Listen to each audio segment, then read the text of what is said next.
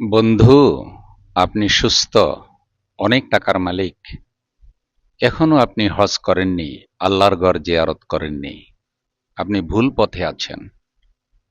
মসজিদে নববীতে আজকে যেই দৃশ্যটি আমাকে আবেগ আপ্লুত করেছে তা হলো মাযুর স্বামী, অচল স্বামী, হুইল চেয়ারে স্ত্রী তাকে ঠেলে ঠেলে মসজিদে নিয়ে যাচ্ছে, আবার আনছে। এমন দৃশ্য দেখেছি, স্ত্রী মাযুর, স্বামী হুইল চেয়ারে তাকে মসজিদে নিয়ে যাচ্ছে, নামাজের জায়গায় পৌঁছায় দিচ্ছে, আবার স্বামী ইবাদত করছে। সুবহানাল্লাহ, নয়ন প্রীতিকর দৃশ্য। আবার এমনও কিছু দৃশ্য দেখলাম, সন্তান তার অচল মা তাকে মসজিদে হারামে নিয়ে এসেছে, হুইল চেয়ারে মাকে সে ইবাদত করাচ্ছে। বাবা অচল, হুইল চেয়ারে বাবাকে সে ইবাদত করাচ্ছে।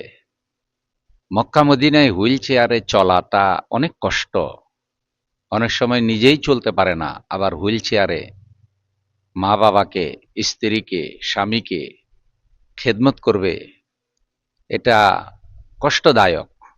কিন্তু এই দৃশ্য আলহামদুলিল্লাহ মক্কা মদিনায় অহরহ আল্লাহর পাগলেরা, আল্লাহর প্রেমিকেরা আল্লাহর ঘরে রমজান মাসে পাগলের মতো ছুটে এসেছে। অচল স্ত্রী নিয়ে এসেছে, অচল স্বামীকে নিয়ে এসেছে, অচল সন্তান মা বাবাকে দেখলাম।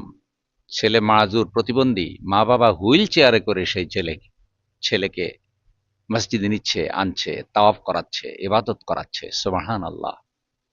তাই হে সম্পদশালী, হে টাকাওয়ালা বন্ধু, গাড়ি বাড়ি অনেক কিছুই হয়েছে, বিশ্বের অনেক দেশ আপনি সফর করেছেন, দয়া করে এবার আল্লাহর ঘরে আসুন, নিজেকে তৈরি করুন আল্লাহর জন্য। আল্লাহ কবুল